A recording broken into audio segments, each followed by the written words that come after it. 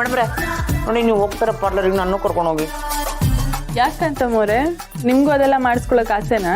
ಆಸೆ ಆಗಲ್ವಾ ಮೇಡಮ್ ಅವರೇ? ಅಯ್ಯೋ ನೀವ್ಯಾರ ಇಂಪ್ರೆಸ್ ಮಾಡ್ಬೇಕು ಅತ್ತೆ. ಓ ಮಾವನ್ನ ನಿಮ್ ಕೂದ್ಲು ನೋಡಿ ಅವ್ರು ಕಳೆದೋಗ್ಬೇಕಾ? ಏಯ್ ಮುಚ್ಚೆ ಬಾಯ್. ಅವಯ್ಯ ನಾನು ಕೂದಲು ನೋಡಿ ಕಳೆದೋಗ್ಲಿಲ್ಲ, ನಾನು ಕೂಗಾಡೋದನ್ನ ನೋಡಿ ಕಳೆದೋಗಿದ್ದು. ಅದೆಲ್ಲ ಬಿಟ್ಟಾಕು. ಈಗ ಈ ಅದ್ಯಾವ್ದು ಇದ್ರಲ್ಲೆಲ್ಲ ರೀಲ್ಸು ಪಾಲ್ಸು ಅಂತೆಲ್ಲ ಮಾಡ್ತಾರಲ್ಲ, ಚಂದ ಕಾಣಿಸ್ತಿರ್ತಾರೆ. ನಾನು ಆತರ ಆಗ್ಬೇಕಲ್ಲ, ನಾನು ರೀಲ್ಸ್ ಮಾಡ್ಬೇಕಲ್ಲ.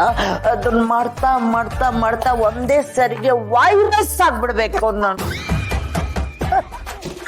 ಅತ್ತೆ ಅದು ವೈರಸ್ ಅಲ್ಲ ಅತ್ತೆ, ವೈರಲ್. ಹೋಗ್ಲಿ ಬಿಡಿ, ಅದ್ರಲ್ಲಿ ಏನಿದೆ ತಪ್ಪು? ತಪ್ಪು ಮಾಡೋದು ಸಹಜ, ತಿದ್ದುಕೋಬೇಕಷ್ಟೇ. ಆಯ್ತು, ಆ ವೈರಸ್ಸೇ ಆಗ್ಬೇಕು ಅಲ್ಲ, ವೈರಲ್ ಆಗ್ಬೇಕು ಅಂತ ನಾನು ಆಸೆ ಪಡ್ತಾ ಇದ್ದೀನಿ. ಈ ಕಾಫಿ ನಾನು ತಗೋತೀನಿ. ಸುಡ್ತೈತಲ್ಲಪ್ಪ.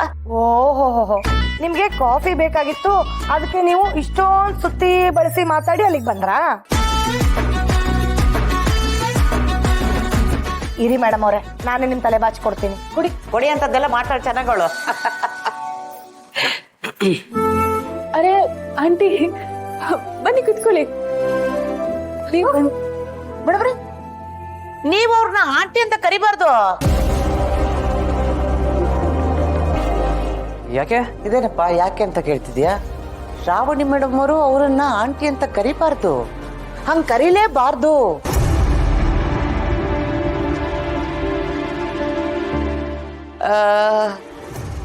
ಅಮ್ಮ ಅಂತ ಕರೀರಿ ಮೇಡಮ್ ಅವರೇ.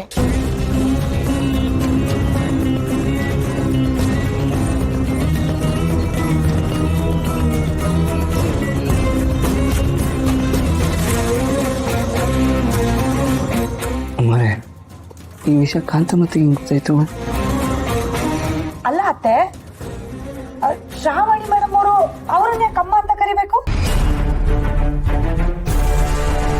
ದನ ಕೊಡತ್ತ ಲಕ್ಷ್ಮಿ ನೋಡೆ ಅವ್ರನ್ನ, ನೋಡೆ ಯಾವ ಆಂಗಲ್ ಅಲ್ಲಿ ಅವರು ಆಂಟಿ ತರ ಕಾಣಿಸ್ತಾ ಇದಾರೆ.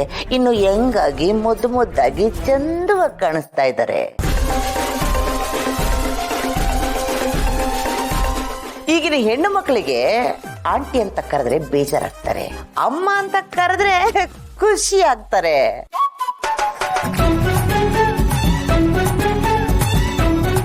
ನೀವು ಅದಕ್ಕೆ ಅವ್ರನ್ನ ಅಮ್ಮ ಅಂತ ಕರೀರಿ ಅಂತ ಹೇಳಿದ್ದು ಮೇಡಮ್ ಅವರೇ, ಅಲ್ವಾ ಪಾಡಿಲ್ಲ ಕರೆ?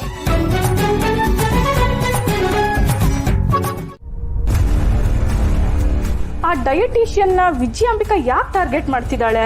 ಅವಳ ಮುಖನ ಮನೆಯವ್ರಿಗೆಲ್ಲ ತೋರಿಸ್ಬೇಕು ಅಂತ, ಒಡವೆ ಕಲ್ದೋಗಿದೆ ಅಂತ ಯಾಕೆ ನಾಟಕ ಮಾಡಿದ್ಲು?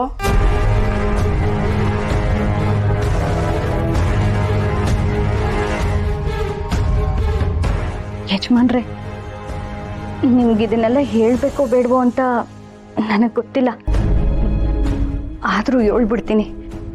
ಯಾಕಂದ್ರೆ ಏಟೋ ದಿವಸದಿಂದ ಈ ಮಾತು ನನ್ನ ಮನಸ್ಸಲ್ಲಿ ಕೊರಿತೈತೆ. ಒಳ್ಳೆಯವ್ರಿಗೆ ಅವಮಾನ ಆಗಬಾರ್ದು, ಒಳ್ಳೆ ಮನಸ್ಸಿರೋರ್ಗೆ ಅನ್ಯಾಯ ಆಗಲೇಬಾರ್ದು.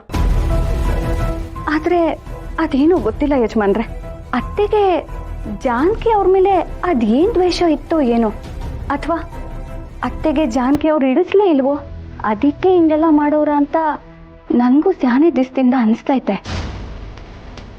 ಆದರೂ ಅತ್ತೆಗೆ ಜಾನಕಿ ಅವ್ರ ಮೇಲೆ ಈತೊಂದು ಜಿದ್ದು ಅದು ಯಾಕೆ ಅಂತಲೇ ಗೊತ್ತಾಯ್ತಲ್ಲ.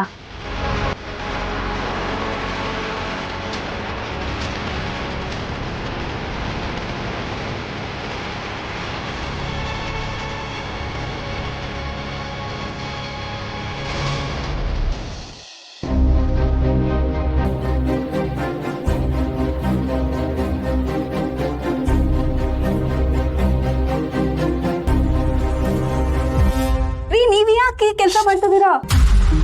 ಕೂಗಾಡ್ಬೇಡವರ, ಈ ವಿಷಯ ಅಮ್ಮ ಗೊತ್ತಾಗ್ಬಾರ್ದು. ಹಾಗಂತ ನೀವ್ ಹೇಳ್ತಿದ್ದೀರಾ, ಆದ್ರೆ ಅತ್ತೆ ನನ್ನ ಮೇಲೆ ಒಂದ್ ಕಣ್ಣು ಇಟ್ಟಿರ್ತೀನಿ ಅಂತ ಹೇಳ್ತಿದ್ದಾರೆ. ನೀವು ನನಗೆ ಕೆಲ್ಸಕ್ಕೆ ಹೋಗೋಕೆ ಇಷ್ಟೆಲ್ಲ ಸಪೋರ್ಟ್ ಮಾಡ್ತಿದ್ದೀರಾ, ಆದ್ರೆ ಅತ್ತೆ ನಂಗೆ ಮನೇಲಿ ಕೈ ತುಂಬಾ ಕೆಲಸ ಕೊಟ್ಟಿದ್ದಾರೆ. ಓ ಇದ ವಿಷಯ? ಹಾಗಿದ್ರೆ ಅಮ್ಮ ನಿನ್ನ ಆಚೆ ಕೆಲ್ಸಕ್ಕೆ ಹೋಗೋದನ್ನ ತಡೆಯೋದಿಕ್ಕೆ ಮನೇಲಿ ಕೆಲಸ ಕೊಟ್ಟು ಕಟ್ಟ ಹಾಕಿದಾಳೆ. ಅವ್ರು ನನಗೆ ಕೆಲಸ ಕೊಟ್ಟದಕ್ಕೆ ಬೇಜಾರೇನಿಲ್ಲ, ಆದ್ರೆ ಅವ್ರು ಹೇಳಿದ್ದನ್ನೆಲ್ಲ ನನಗೆ ಮಾಡಕ್ಕಾಗ್ತಿಲ್ಲ, ಅದೇ ಬೇಜಾರು. ಏ ಅವ್ರು ಹೇಳಿದೆಲ್ಲ ಮಾಡ್ತಾ ಕೂತ್ಕೊಂಡ್ರೆ ನಿನ್ ಕೆಲ್ಸಕ್ಕೆ ಹೋಗಕ್ಕಾಗತ್ತಾ? ಎಲ್ಲ ನನ್ ಕರ್ಮ. ನೀವ್ ನೋಡಿದ್ರೆ ಕೆಲ್ಸಕ್ ಹೋಗು ಅಂತೀರಾ, ಅತ್ತೆ ನೋಡಿದ್ರೆ ಕೆಲ್ಸಕ್ ಹೋಗ್ಬೇಡ ಅಂತಾರೆ. ನಾನ್ ಹೊರಗೆ ಹೋಗಿ ದುಡಿಲ್ಲ ಅಥವಾ ಮನೇಲೆ ಎಲ್ಲ ಕೆಲಸ ಮಾಡ್ತಾ ಕೂತ್ಕೊಳ್ಳ? ನನ್ಗಂತೂ ಒಂದು ಗೊತ್ತಾಗ್ತಿಲ್ಲ. ಈಗ ಇದನ್ನೆಲ್ಲ ಯೋಚನೆ ಮಾಡ್ಬೇಡವರ. ನಾನು ಎಷ್ಟು ಹೇಳಿದೀನೋ ಅಷ್ಟಿಗೆ ಗಮನ ಕೊಡ್ ಸಾಕು. ಪದೇ ಪದೇ ಅದನ್ನ ಯೋಚನೆ ಮಾಡಿ ತಲೆ ಕೆಡಿಸ್ಕೊಂಬೇಡ. ಹೌದು, ತಿಂಡಿ ಏನ್ ಮಾಡ್ಬೇಕು ಅಂದೆ? ರೊಟ್ಟಿ. ರೊಟ್ಟಿನಾ? ಸರಿ ಸರಿ, ನೋಡು ನೀನ್ ಟೈಮಿಗೆ ಸರಿ ಆಫೀಸ್ಗೆ ಹೋಗು.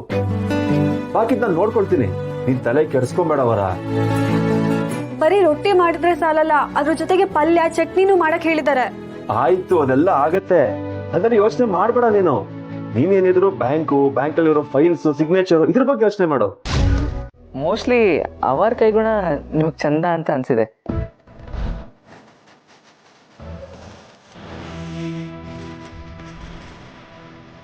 ಇರ್ಬಹುದು. ಕೈಗುಣ ತುಂಬಾ ಚೆನ್ನಾಗಿದೆ. ತಾಯಿ ಕೈಲಿರೋ ಪುಟ್ಟ ಮಗುವಿನ ಹಾಗೆ ನಾನು ಫೀಲ್ ಮಾಡ್ತಿದ್ದೀನಿ. Thank you so much.